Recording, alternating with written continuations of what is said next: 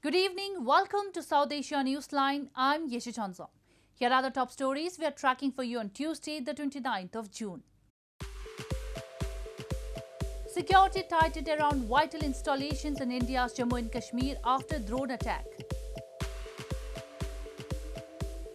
Activists highlight Pakistani atrocities in Balochistan through photo exhibition in Geneva. And crowds flee Dhaka ahead of strict coronavirus lockdown in Bangladesh.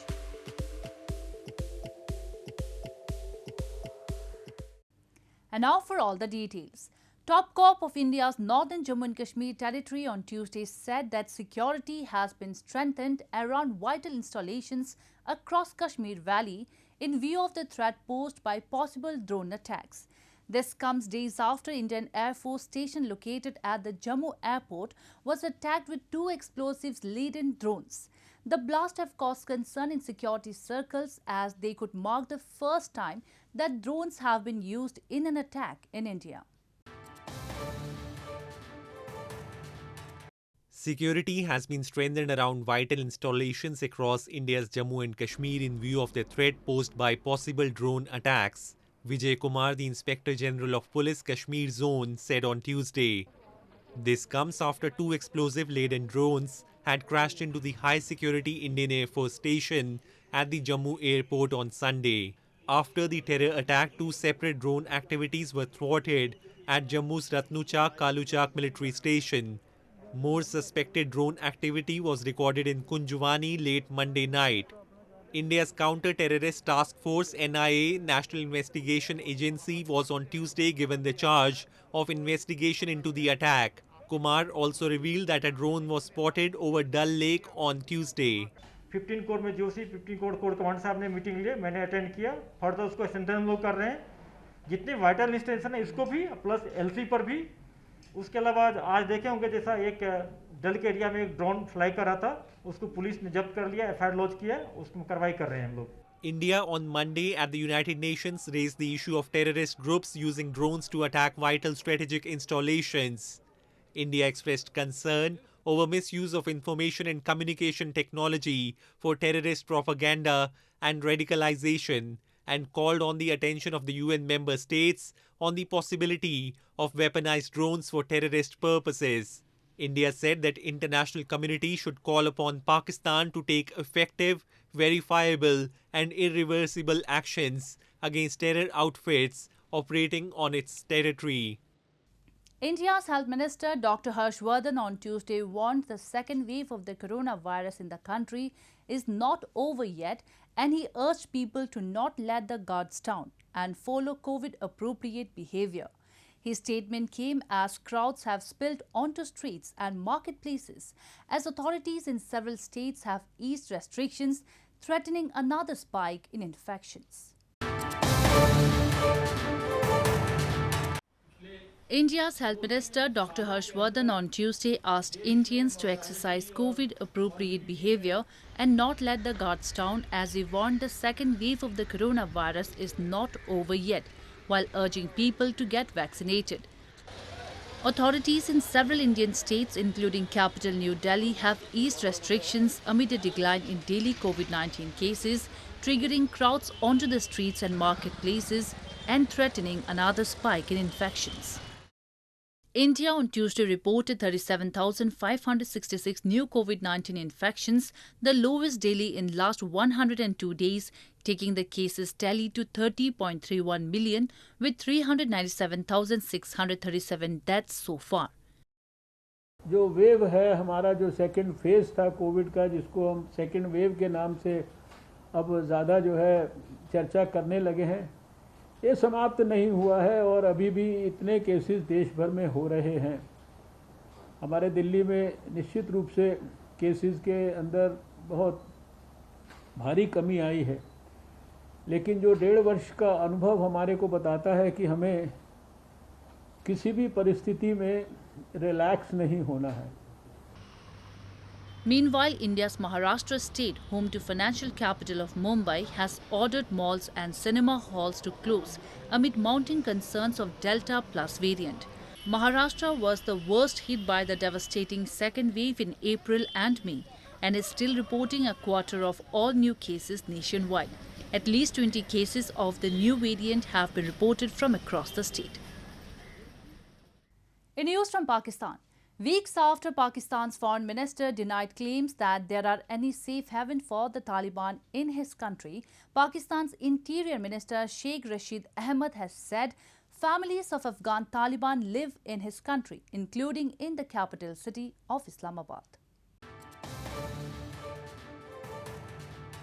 Amid continued escalation of violence by the Taliban in Afghanistan, Pakistan's Interior Minister Sheikh Rashid Ahmad has admitted that families of Afghan Taliban reside in his country, including in the capital city of Islamabad.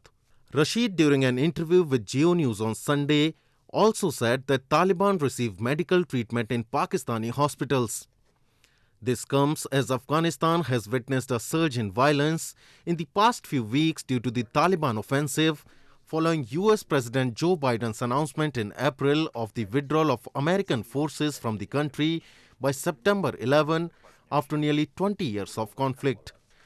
Earlier this month, Pakistan's Foreign Minister Shah Mahmood Qureshi, in an exclusive interview to Tolo News, had denied the presence of Taliban sanctuaries in Pakistan. Pakistan Prime Minister Imran Khan, in a recent op-ed published by the Washington Post, said that his country opposes any military takeover of Afghanistan and that the Taliban cannot win over the whole of the country and yet must be included in any government for it to succeed. Pakistan has long been accused of harboring leaders and fighters of the Taliban, whom Islamabad helped to power in 1996, even as the insurgent group fought US-led foreign troops. Meanwhile, Taliban militants have taken over a district, launched attacks on checkpoints and cemented control over a border trade crossing, officials said on Monday, as clashes intensify in Afghanistan's central and northern provinces. Moving on, activists have been highlighting persecution of innocent Baloch people by the Pakistani state and its army through a photo exhibition outside the UNHRC building in Geneva. President of Baloch Voice Association Munir Mengal, while raising concern over the rising cases of enforced disappearances, blamed that there is worst kind of subjugation in Balochistan. Baloch activists have been highlighting persecution of Baloch people by Pakistan through a photo exhibition outside the building of the UN Human Rights Council in Geneva. Munir Mengal, president of Baloch Voice Association France, said that in Balochistan there is worst kind of subjugation, as he raised concern over enforced disappearances and extrajudicial killings of thousands of Baloch people by Pakistani security forces over the past several years. He urged the United Nations to intervene to stop the ongoing genocide. Forces are taking the people and then there's a no whereabout of those people. Neither they are presented to any court of justice, nor their even family members. They do not know where are they and what they have done, for what they have been disappeared by force. And this is an activity which the Pakistani forces have been doing it from many years. Activists blame there has been a sharp rise in human rights violations in Balochistan since the launch of the multi-billion China-Pakistan Economic Corridor or CPEC, which has only brought death and destruction for the local people instead of economic opportunities. They accuse Pakistani security forces have been given a free hand to eliminate voices against the illegal project. In news from Bangladesh, thousands of people, mainly migrant workers, on Monday rushed to a ferry terminal outside Dhaka to reach their hometowns as Bangladeshi authorities have announced a strict coronavirus lockdown, which will come into effect from Thursday. Officials have, however, not said when the measures would end. People in Bangladesh on Monday rushed to the Mawa ferry terminal about 40 kilometers outside of the capital Dhaka ahead of a strict coronavirus lockdown set to come into effect on Thursday. The lockdown announcement sparked an exodus of migrant workers from Dhaka, with tens of thousands cramming into ferries to reach their hometowns, while authorities have suspended all other public transport services connecting the national capital to contain a surge in infections. Offices will be closed and there will be restrictions on movement during the nationwide lockdown, with only essential services and some export-facing factories allowed to operate. Officials have, however, not said when the measures would end. আমি লকডাউনেতে আপনি সিটিগাং রোডের থেকে পোস্তখোলা পর্যন্ত গাড়ি আইছি কষ্ট আমার বাইকটা খুব অসুস্থ তার নিয়ে আমি বাড়ি যাচ্ছি লকডাউনে ফেরির অপেক্ষায় বসে আছি As of Tuesday morning, Bangladesh reported 896,770 confirmed cases of coronavirus and 14,276 deaths.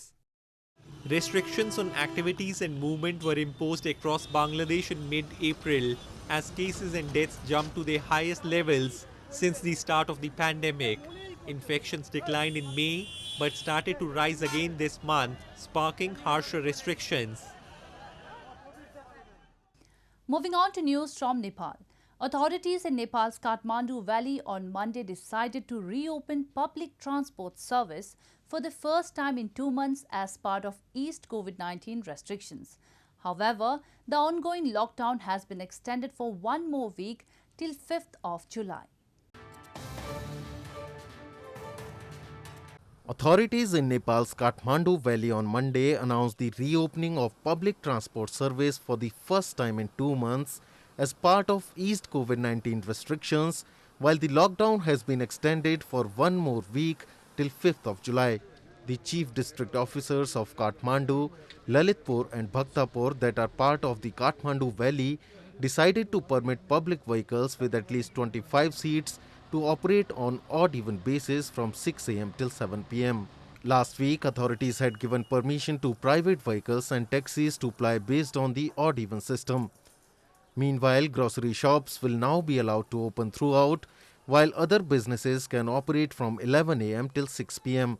This comes as the number of COVID-19 cases has been declining across Nepal. The Himalayan nation as of Tuesday reported 35,310 active cases of coronavirus and death toll stood at 9,071. The Kathmandu region has been under a lockdown since April 29. With the aim to empower and provide more opportunities, Transgender Organization in India's Western Maharashtra state has opened a school that provides free education to transgender people. About 25 adults and a few children have been admitted to the school so far.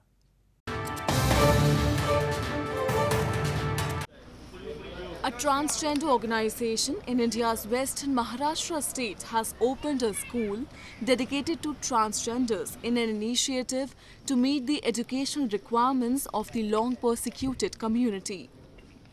Members of the Mahashakti Trust have opened this school in the state's capital Mumbai, which currently has 25 students to provide free education and uplift the community. Paras Ramjilal Thakur, a transgender teacher at the school, said they want to educate the third gender that still faces discrimination in India.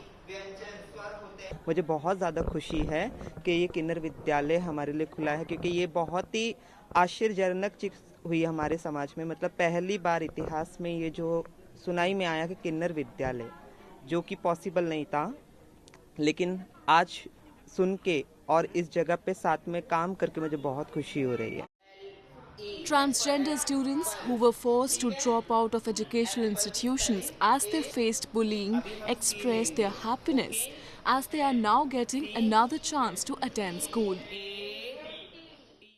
बहुत खुशी मिल रही है कि हम लोग को फिर से मौका मिल रहा है और हम लोग के हमारे किन्नर लोग के साथ में बैठ के मिल रहा है तो और अच्छी बात हो रही है India's 2011 census recorded 500,000 transgender people, but campaigners estimate the number at about 2 million.